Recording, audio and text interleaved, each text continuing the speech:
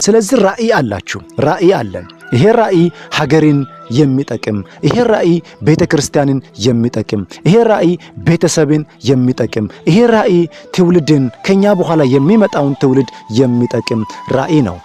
ሰዎች መንፈሱ የሞተ መንፈሱ የደከመን ሰው ለማበርታት ወይም ደግሞ ለማንቃት የሚጠቀሙበት በድሮ ጊዜ ወይም በጥንት ጊዜ የሚጠቀሙበት ቃል ምን የሚል ነው ከተባለ አንተ የማትረባ፣ አንተ ከንቱ፣ አንተ ማትረባ፣ አንተ ቆሻሻ ሲባል በድሮ ጊዜ የነበሩ ሰዎች፣ በጥንት የነበሩ ሰዎች ይህ ቃል ያነቃቸው ነበር ይባላል።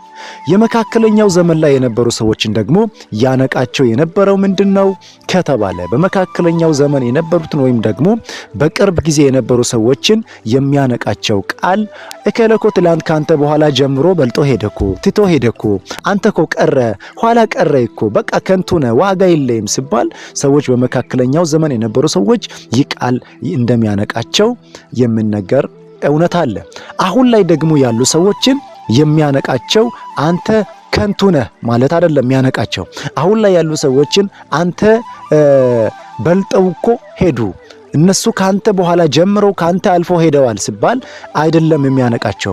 አሁን ላይ ያሉ ሰዎችን አሁን ላይ ያለውን ይህንን ጄኔሬሽን የሚያነቃቸው ደግሞ አንተ ትችላለህ፣ አንተ ጎበዝ ነህ፣ አንተ ብርቱ ነህ፣ አንተ ጀግና ነህ ሲባል አሁን ላይ ያለ ትውልድ እንደሚበረታ፣ እንደሚነቃ፣ መንፈሱ እንደሚነቃቃ ይነገራል። ማንም እስኪያነቃችሁ መጠበቅ የለባችሁ። ሚካኤላንጀሎ ሰዎች ግንበኞች እየገነቡ የጣሉትን ድንጋይ አንስቶ እየጠረበ እየለፋ እየታገለ ጓደኛው ያይና መጥቶ እንደዚህ ያለው ምን ይሁነው ምን ይውጣው ብለህ ነው እንደዚህ የምትለፋው ብሎ ስለው እንደዚህ አለ ይባላል። መልአክ ይታየኛል ብሎ መጥረቡን ቀጠለ ይባላል። ስለዚህ ጥሎት በሄደ ሰዓት እሱ ያንን ነገር እየጠረበ መልአክ ወጣ። ምክንያቱም እሱ ሰዎች ቢጥሉትም ነገር ግን በዛች በተጣለች ድንጋይ ውስጥ የታየው ነገር የመልአክ ቅርጽ ነበር። ስለዚህ ሚካኤላንጀሎ በጣም ብዙ ከለፋና ብዙ ከጠረበ በኋላ በመጨረሻዎቹ ጊዜ ውበት ያለው የመልአክ ቅርጽ ያለውን ድንጋይ እንደጠረበ እስከዛሬ የሚነገርለት ታሪክ አለ። ስለዚህ እኛ ወጣቶች በውስጣችን ለሀገር የሚበቃ፣ ለቤተሰብ የሚበቃ፣ ለቤተ ክርስቲያን የሚበቃ ሀብት አለ። ነገር ግን አሁን ላይ ያለ ብዙ ትውልድ ተስፋ ቆርጦ በልባቸው ሞተዋል። እግራቸው ይዞራል፣ ይንቀሳቀሳል፣ ይወጣሉ፣ ይገባሉ፣ ይሰራሉ፣ ይነግዳሉ። ነገር ግን ትልቅ ነገር ለማድረግ ውስጣቸው ተስፋ ቆርጧል። ራእይ የተሰጠው ወጣት ሳምሶን በልቡ ትልቅ ራእይ ተሰጥቶታል፣ ትልቅ ዓላማ ተሰጥቶታል፣ ትልቅ ዕልም ተሰጥቶታል። እግዚአብሔር በርሱ በኩል ትውልድን ለማዳን በርሱ በኩል እስራኤልን ከፍልስጤም ለመጠበቅ ለእስራኤል የተሰጠ ሀብት ነበር ሳምሶን። ሳምሶንን የሚያነቃቃው ሰው አልተመደበለትም። ሳምሶንን የሚያነቃቃው የእግዚአብሔር መንፈስ ነበር። መጽሐፍ ቅዱስ ሲናገር በኤሽታኦል ሰፈር ይላል የእግዚአብሔር መንፈስ ያነቃቃው ጀመር ይላል። ስለዚህ ብዙዎቻችን በሚዲያ ለመነቃቃት፣ በፌስቡክ ለመነቃቃት፣ በቲክቶክ ለመነቃቃት፣ በነቢያት ለመነቃቃት እንጠብቃለን። ነገር ግን በነቢያትም በሉ በቲክቶክም በሉ በፌስቡክም በሉ በየትኛውም መንገድ ከመነቃቃታችን የሚበልጠው የእግዚአብሔር መንፈስ የሚያነቃቃን እርሱ ከሁሉ ይበልጣል። ስለዚህ ራእይ አላችሁ፣ ራእይ አለን። ይሄ ራእይ ሀገርን የሚጠቅም፣ ይሄ ራእይ ቤተክርስቲያንን የሚጠቅም፣ ይሄ ራእይ ቤተሰብን የሚጠቅም፣ ይሄ ራእይ ትውልድን ከኛ በኋላ የሚመጣውን ትውልድ የሚጠቅም ራእይ ነው። ነገር ግን ይህን ራእይ ይዘን ወደሚጠቅም ነገር እንዳንለውጥ፣ እንዳንራመድ፣ እንዳንጓዝ ደግሞ ራእይ በባህሪው ነገሮችን ይስባል፣ አደጋ ይስባል፣ ችግር ይስባል፣ መከራ ይስባል። በመከራዎች መካከል ታልፎ ነው ባለ ራእይ መገለጥ የሚችለው።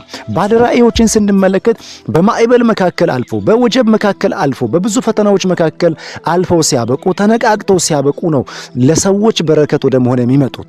ዮሴፍን አንስተን ብንመለከት ዮሴፍ በወንድሞቹ የተገፋ፣ በወንድሞቹ የተጠላ፣ በወንድሞቹ የተሸጠ ነበር። ነገር ግን መጨረሻውን ስንመለከት ግን በረሃቡ ዘመን ስንዴ ሆኖ ሕዝቡን ሲያስብ እስራኤልን ብቻ ሳይሆን መላውን ዓለም ሲያድንና ሲታደግ እንመለከታለን። ሙሴንም ስንመለከት ሙሴም እጅግ በጣም ከውልደቱ ጀምሮ ወጣትነቱ ብዙ መከራ ያለበት ቻሌንጅ ያለበት መቼስ ያደገበት ቦታ ምቹ ቦታና ምቹ ሁኔታ ውስጥ እንኳን ያደገ ቢሆንም ግን በኋላ ላይ ግን ነገሮችን በራሱ ብርታትና በራሱ ዕውቀት በራሱ ችሎታ በራሱ አቅምና በራሱ ጉልበት ችግሮችን ለመፍታት ራእዩን ለማስኬድ በመኮረ ጊዜ የገባበት 40 ዓመት ዋጋ የከፈለበት ጉዳይ ቀላል አልነበረም። ከ40 ዓመት በኋላ በ80 ዓመቱ እግዚአብሔር እንደገና ጥሪ ልኮ ራእይ ሰጥቶት ወደ ግብጽ መልሶት ህዝብን ከዛ ከገቡበት ለ430 ዓመታት ከተገዙበት ባርነት ነፃ እንዲያወጣ በሱ በኩል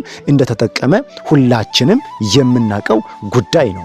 ስለዚህ ራእይ ቀላል አይደለም። የምንከፍለው ነገር ይኖራል።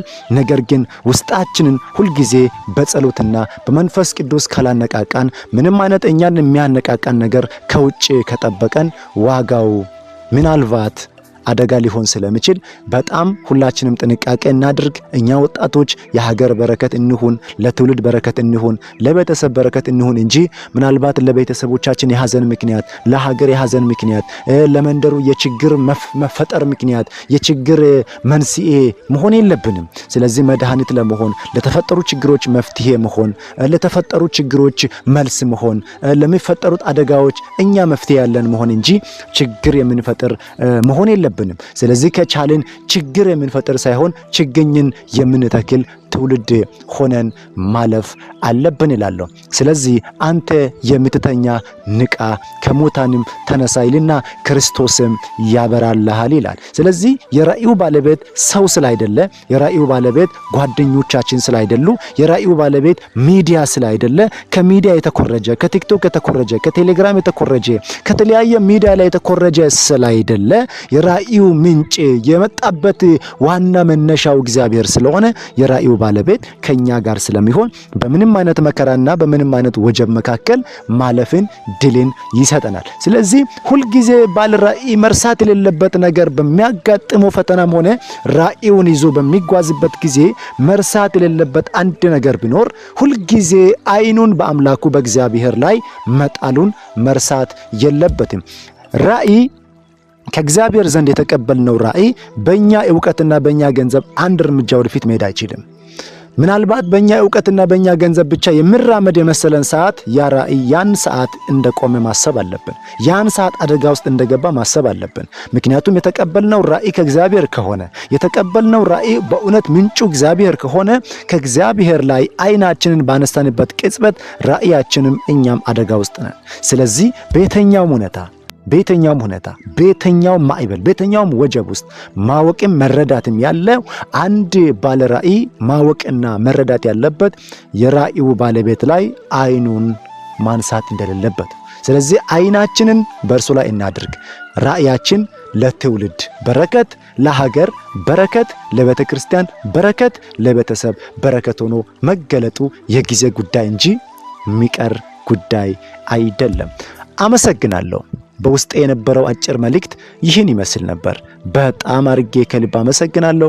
እንደተባረካችሁ አልጠራጠርም። ጥያቄና ሐሳብ አስተያየት ካላችሁ በዚህ ባለው በዩቲዩብ ቻናላችን ላይ በኮሜንት ላይ ሐሳባችሁን ማስቀመጥ ትችላላችሁ። በቲክቶክ መልእክቶቻችንን እንዲደርሳችሁ የምትፈልጉ ካላችሁ ጂንካና ስሞስቲን በሚለው አካውንታችን ገፍታችሁ መቀላቀል ትችላላችሁ። በየዕለቱ ደግሞ አጫጭር ጽሑፎች እንዲደርስላችሁ ከፈለጋችሁ አናሲሞስ ቲቪ ብላችሁ በቴሌግራም ቻናላችን ተጠቃሚ መሆን ትችላላችሁ። እንደዚሁም ደግሞ የዚህን የአናሲሞስ ቲቪ የዩቲዩብ ቻናላችንን ሳብስክራይብ፣ ሼር፣ ላይክ፣ ኮፒ እንድታደርጉ በጣም ከልብ እማጸናለሁ። ተባረኩልኝ። ወዳችኋለሁ።